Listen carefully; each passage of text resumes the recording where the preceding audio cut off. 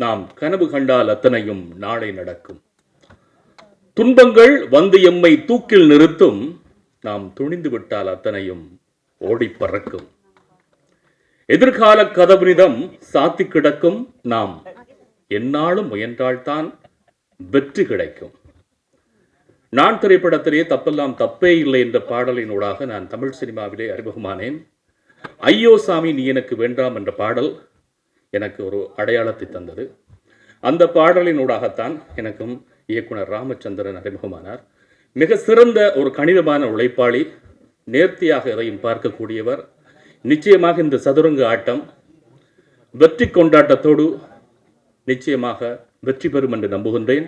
மிகச் சிறந்த ஒரு கடின உழைப்பாளி, மிகச் சிறந்த ஒரு நேர்த்தியான எல்லா விடயத்திலையும் நேர்த்தியாக பார்க்கக்கூடியவர். எனவே இந்த திரைப்படம் மிகப்பெரிய வெற்றி அடைய என்னுடைய மனம் நிறைந்த வாழ்த்துக்களை தெரிவிக்கின்றேன். நன்றி. வணக்கம். அல்டிமேட் ஸ்டார் அஜித் சார் அவர்களோட அடுத்த படம் விடாமுயற்சி. மதிப்பிற்குரிய அண்ணன் மகிழ் திருமேனி அவங்க இயக்கத்தில் இந்த படம் தயாராகிட்டு இருக்கு. அதில் ஒரு வசனம், ஒரு கேப்ஷன் பார்த்துருப்பீங்க டீசரில். எல்லாரும் எல்லாமும் கைவிடும்போது உன்னை நம்பு. இது இன்றைக்கி நல்லாவே ட்ரெண்டிங்காக இருக்குது. 2K கிட்ஸ்லேருந்து எல்லாருமே அதை எடுத்துக்கிறோம். இன்ஸ்பைரிங்காக இருக்குன்றதுனால நண்பர் ராமச்சந்திரன் அவர்களும் இந்த கேப்ஷனை எடுத்துக்கிட்டு தன்னை நம்பி கதையை நம்பி உழைச்சிட்டு இருந்தார். அவரை நம்பி திரு வினோத் சர்மா அவர்கள் வந்திருக்காங்க. Thank you so much sir. ஏன்னா அவரோட பயணத்தில் நான் கிட்டத்தட்ட ஒரு 5 வருடங்களுக்கு இருந்துகிட்ருக்கேன். எங்கள் ஆஃபீஸ்க்கு ஒவ்வொரு தடவை வரும்போதும் ஒரு டெலிவரிக்கு வரக்கூடிய ஒரு தாய் மாதிரியான ஒரு எமோஷன்லேயே வருவார். என்ன சார் கூலாக இருங்க, ரிலாக்ஸாக இருங்கன்னு கேட்டால் அந்த ஒரு பரபரப்பு. ஏன்னா அவர் ஒவ்வொரு வாட்டியும் ஒரு பிச்சிங், ஒரு கதை ரெடி பண்ணி ஓகே பண்ணி எல்லாமே ரெடி பண்ணி வச்சுருப்பார். சம்திங் ஏதாவது ஒன்று மிஸ் ஆகிருக்கும். அந்த எதிர்பார்ப்புகள் தகர்ந்துக்கிட்டே இருக்கும்போது ஒரு மாதிரி நொறுங்கி வருவார். ஆனால் நிறைய பேசுவார், மணிக்கணக்கில் பேசுவார். பேசும்பொழுது கடைசியாக போகும்போது ஒரு தெளிவோடு போவார், நம்பிக்கையோடு போவார். ஸோ அது எங்களுக்கே ஒரு இன்ஸ்பைரிங்காக இருக்கும். ஏன்னா தொடர்ந்து அவர் சொல்கிறது எல்லாமே சார் இப்படி பண்ணலாம் அப்படி பண்ணலாம் எல்லாமே கடைசியாக வந்து சார் இது மிஸ் ஆகிடுச்சு சார்னுவார். So God's grace. ஒரு அருமையான தயாரிப்பாளரை இவ்வளோ கிராண்டான ஒரு பூஜா நான் எதிர்பார்க்கவே இல்லை. ரொம்ப ஹாப்பியாக இருக்குது. இதுவே எப்படி இருக்குன்னா இன்னும் அடுத்தடுத்த விஷயங்கள் எப்படி இருக்கும் அப்படின்றது ஒரு பெரிய எதிர்பார்ப்பை தூண்டிருக்குது. எனக்கு இண்டஸ்ட்ரியை விட்டு நோக்க போகுது, மக்களும் பார்க்க போகிறாங்க. இந்த டைட்டிலேருந்து எல்லாமே பெருசாக ரீச் ஆகுன்ற நம்பிக்கை இருக்குது. ஏன்னா ஒரு கேட்சிங்காக இருக்குது. இதில் இருக்கிற டெக்னீஷியன்ஸ் எல்லாமே நமக்கு நல்லா அறிமுகமானவங்க இருக்காங்க. நடிகர்கள், டெக்னீஷியன்ஸ் எல்லாருமே தெரிஞ்சவங்க இருக்காங்க. ஹாப்பி. ஸோ இவரோட அந்த முயற்சி 100% வெற்றி அடையணும்.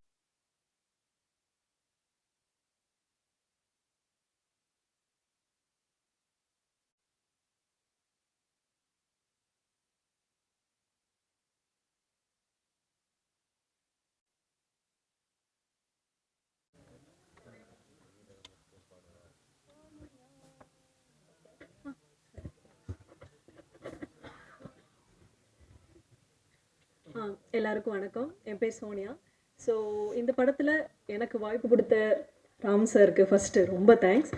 அண்ட் தென் அதனால எனக்கு வந்து வினோத் சார் தெரியும். பிகாஸ் எனக்கு இந்த வினோத் சார் இந்த படம் ப்ரொடக்ஷன் பண்ணுறதுக்கு முன்னாடிலேருந்தே ராம் சார் செலக்ட் பண்ணி நீங்கள் தான் பண்ணணும், உங்களுக்கு இந்த கேரக்டர் ரொம்ப நல்லாயிருக்கும், ஆப்டாக இருக்கும், ஸோ நீங்கள் தான் பண்ணி ஆகணும் அப்படின்னு சொன்னார். ஸோ 3 days பேக் எனக்கு கால் பண்ணி இந்த மாதிரி போஸ்டர் அனுப்பி ஃப்ரைடே வச்சுருக்குறோம், நீங்கள் வந்தே ஆகணும் பூஜைக்கு அப்படின்னு சொன்னாங்க. ஸோ ராம் சாரோட ஒரே வார்த்தைக்காக நான் கிளம்பி வந்தேன். ஸோ இங்கே வந்து எங்கள் படத்துக்காக வாழ்த்து வந்திருக்கும் எல்லா நல்ல உள்ளங்களுக்கும் நன்றி. எங்களோட இந்த படம் ஸ்டார்டிங் நெக்ஸ்ட்டு சக்ஸஸாக வரும்போதும் எல்லாரையும் திரும்ப மீட் பண்ணுவோம். தேங்க்யூ.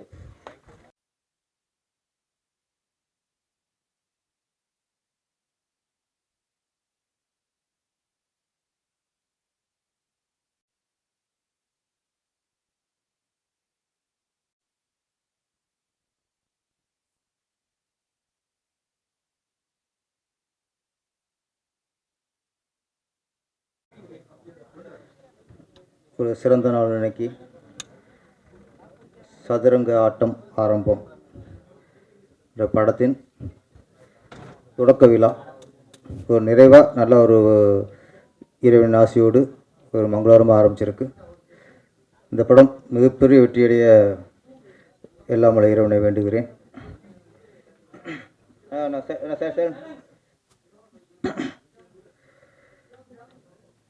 படத்தின் தயாரிப்பாளர் வினோத் வி சர்மா அவர்கள், அதாவது விவிஎஸ் கம்பெனி.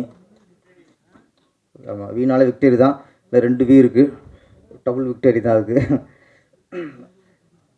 தயாரிப்பாளர் பேசும்போது ஒரு வார்த்தை சொன்னார் நம்மகிட்ட, சார் இந்த ப்ராஜெக்ட்டு இயக்குனரோட அந்த கான்ஃபிடன்ட் நம்பி தான் சார் ஆரம்பிக்கிறேன் அப்படின்னாரு. அப்புறம் படத்தோட கதை, அப்போ அந்த சதுரங்க ஆட்டம் ஆரம்பம் வந்து ப்ரொடியூசர் வந்து பெரிய ஹீரோக்களையோ பெரிய பெரிய டெக்னீஷியனோ நம்பி இந்த படத்தை ஆரம்பிக்கிற ஒரு நல்ல கதையை நம்பி தான் ஆரம்பிச்சிருக்கிறாரு. இப்போ உள்ள சூழ்நிலையில் நல்ல கண்டென்ட் இருந்தாலே மக்கள் வரவேற்பு கொடுத்துறாங்க, அந்த படத்தை மிகப்பெரிய வெற்றி படம் ஆக்கிறாங்க. இன்றைக்கி பிஸ்னஸ் ஹீரோங்கிறது ஒரு 4-5 ஹீரோ தான் இந்த ஓப்பனிங் அப்படிங்கிறது. மற்ற எல்லாமே என்ன தான் நீ பெரிய ஹீரோக்கு சம்பளம் கொடுத்தாலும் சரி, பெரிய பெரிய பட்ஜெட்டில் எடுத்தாலும் சரி, மக்களுக்கு அந்த படம் பிடித்திருந்தால்தான் தான் இன்றைக்கி படம் வெற்றி அடையுது. இன்றைக்கி 2 தான். முன்னையில் அப்படின்னா பரவாயில்ல அப்படின்னாலே ஒரு கலெக்ஷன் ஆயிரும், படம் ஒரு பார்க்கலாம் அப்படின்னாலே அந்த படம் அது வெற்றி படம், ஒரு பரவாயில்லனாலும் வெற்றி படம் தான், ஒரு கலெக்ஷன் ஆயிரும். இப்போது சூழ்நிலைகள் வேறு மாதிரி இருக்குது. ஒன்றும் கலெக்ஷன் இல்லைன்னா வரமாட்டேங்குது. அப்போ இப்போ இந்த மாதிரி சூழ்நிலை தான், ஏதோ படம் எடுத்தோம், ஒரு பரவாயில்லாமல் எடுத்துட்டோம், போட்ட காசு வந்துட்டு நினச்சி இப்போ எடுக்கிற சூழ்நிலை இப்போ இல்லை. இப்போ அதனால் நம்ம பிடிச்சி ரொம்ப தெளிவாக இருக்கார், கதையை நம்பி தான் படம் எடுத்திருக்காரு, இந்த கண்டென்ட் நம்பி தான் படம் எடுத்திருக்காரு. இதை கரெக்டாக இப்போ வந்து ப்ரொடியூசர் வந்து முதல்ல நம்புறது அப்படின்னா கதையும் இயக்குனரையும் நம்புவாங்க. அதுதான் ஆரோக்கியமான ஒரு ப்ராஜெக்ட். எந்த ப்ராஜெக்டு முழுக்க முழுக்க கதையை நம்பி எடுக்கப்படுதோ, இந்த கதை மிகப்பெரிய வெற்றி அடையும் அந்த நம்பிக்கையில் ஆரம்பிக்கப்படுதோ, அதுதான் ஆரோக்கியமான ப்ராஜெக்ட். அந்த வகையில் இந்த சதுரங்க ஆட்டம் ஆரம்பம் ஒரு ஆரோக்கியமான ப்ராஜெக்ட். ப்ரொடியூசரு டைரக்டர் நம்பிட்டார். டைரக்டர் முதல் வேலை அப்படின்னா நம்ம வெற்றி அடைகிறோம், நம்ம பெரிய சம்பாதிக்கிறோம், நம்ம பெரிய பொருள் வச்சுக்க போகிறோம், அடுத்த விஷயம். ஒரு நல்ல இயக்குனருடைய முதல் அடையாளம் நம்மளை நம்பின ப்ரொடியூசர், அவர் நம்பிக்கை காப்பாற்றணும். இதுதான் அந்த நம்பிக்கை காப்பாற்றினால மிகப்பெரிய இயக்குனர் ஆயிடும். நம்ம படம் சில இடங்களில் பார்த்தா படம் ஆரம்பிச்சுறாங்க டைரக்டர், அதுக்கப்புறம் வேறு மாதிரி எல்லாம் ஒரு மிஸ் அண்டர்ஸ்டாண்ட் வந்துடுது. நம்ம இயக்குனர் ராமச்சந்திரன் வந்து கடின உழைப்பாளி, சினிமா மீது ரொம்ப ரொம்ப ஒரு பாசம், அன்பு, காதல் எல்லாம் சினிமாவில் வச்சுருக்காரு. கண்டிப்பாக இயக்குனர் ராமச்சந்திரன் வந்து முதல்ல பிடிச்ச நம்பிக்கையை காப்பாற்றுவார். நம்ம நம்பி யாரும் ப்ராஜெக்டை படைச்சாங்களோ அவங்க ஃபஸ்ட்டு படம் நல்லா இருந்ததுனாலே போதும், அதுக்கப்புறம் தான். நான் என்னுடைய திருப்பாச்சி படம் எடுத்துகிட்டு எனக்கு விஜய் சார் ஒரு 3 மணி நேரம் கதை சொன்னேன். இப்போ 3 மணி நேரம் கதை கேட்டு ஓகேன்ட்டார். அவர் ஓகேன்னு சொன்னதுக்கப்புறம் தான் எனக்கு பயமாக வந்துச்சு.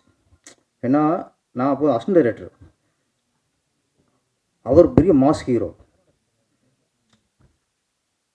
நம்மளை நம்பி நம்ம ஒரு 3 மணி நேரம் சொன்ன கதையை நம்பி நம்மளுக்கு கால்ஸ் கொடுத்தாங்கும்போது அது என்ன சொல்கிறதில்ல, பயம், அக்கறை, விஜய் சாரோட நம்பிக்கையை காப்பாற்றணும், அது ஒன்று. அதுக்கப்புறம் சௌத்ரி சார்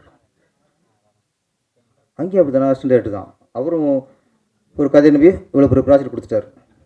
நான் படம் முடிச்சுட்டு ஃபஸ்ட் காப்பி, நான் மக்கள் என்ன சொல்கிறாங்க, மக்களுக்கு ரிசல்ட் எப்படி, அந்த தாட்டுக்கு போகல.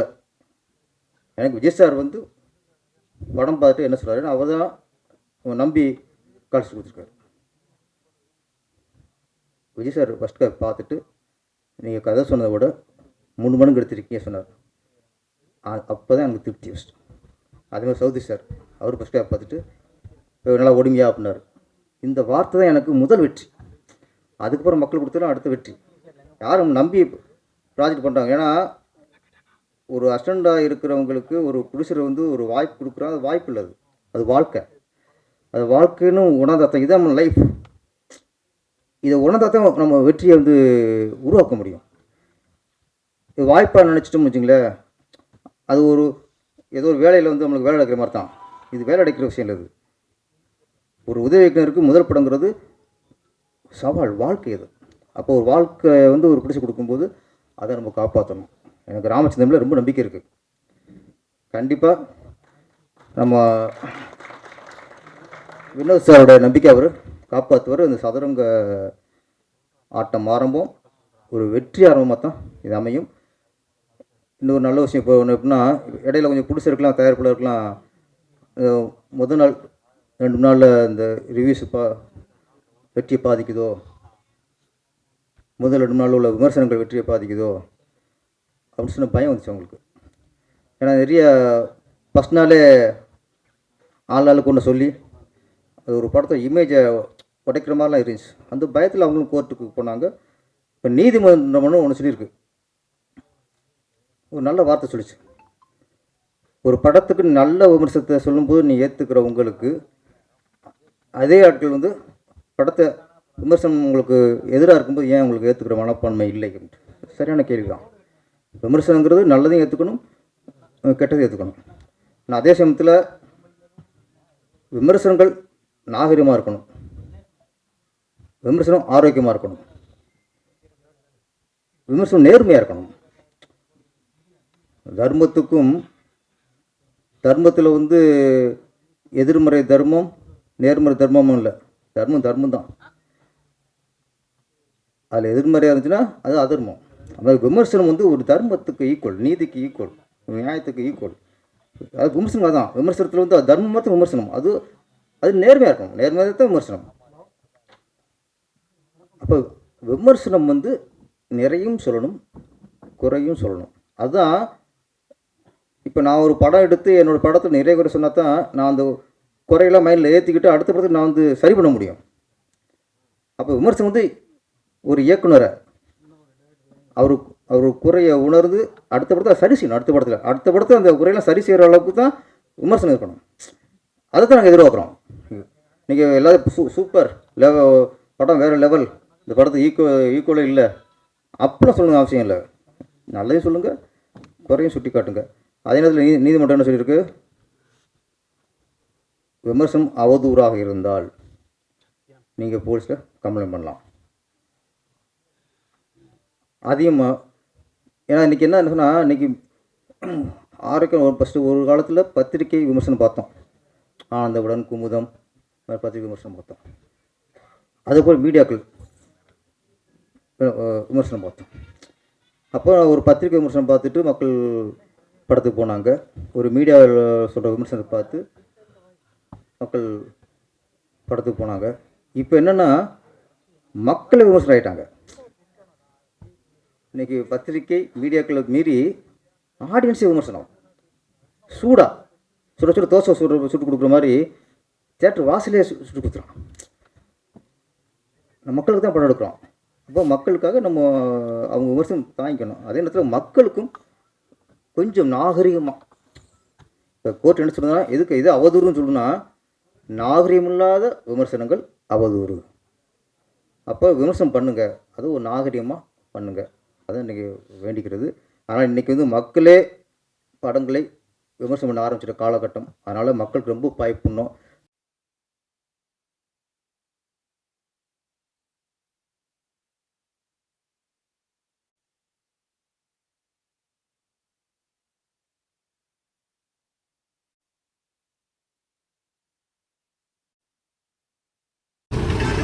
அவங்களோட பேர் என் பேர் வந்து தௌஹி சித்திக். சத்தமான தௌஹி சித்திக்.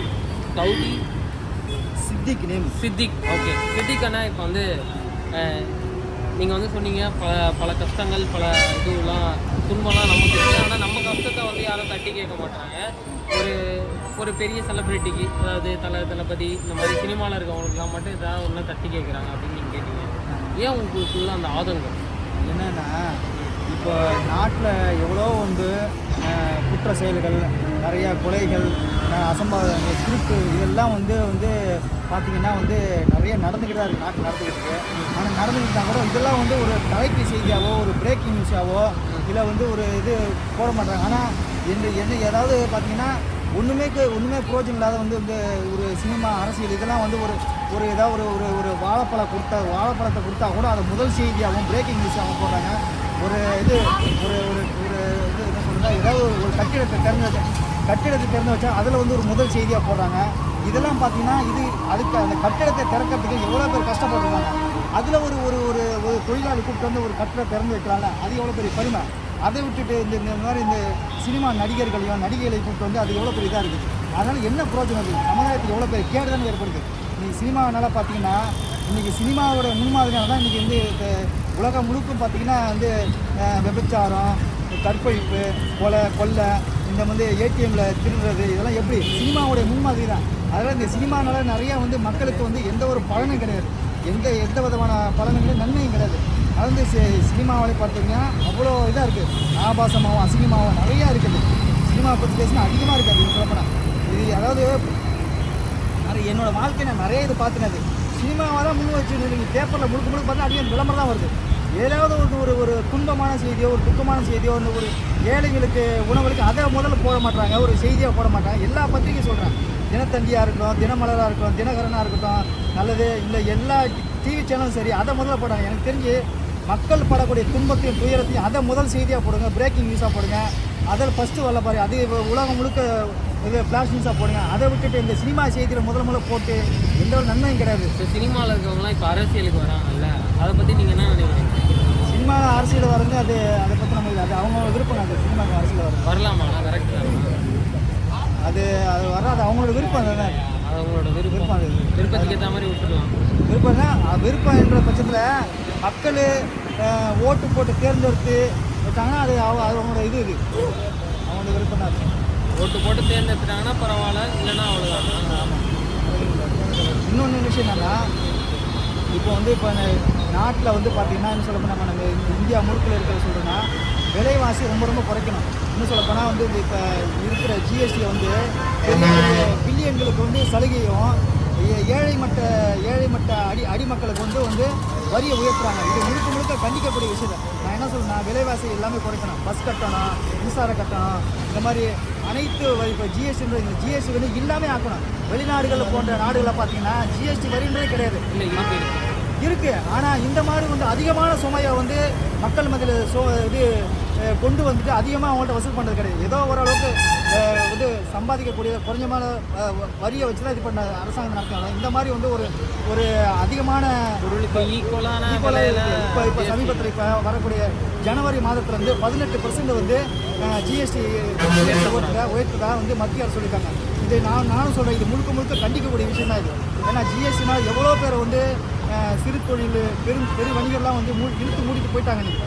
ஆனால் இன்றைக்கி பார்த்தீங்கன்னா அன்றாட காட்சியாக தான் இருக்கிறாங்க. ஆனால் ஜிஎஸ்டி வர்றது முழுக்க நான் வந்து இப்போ வன்மையாக கண்டிக்கிறேன். நன்றி.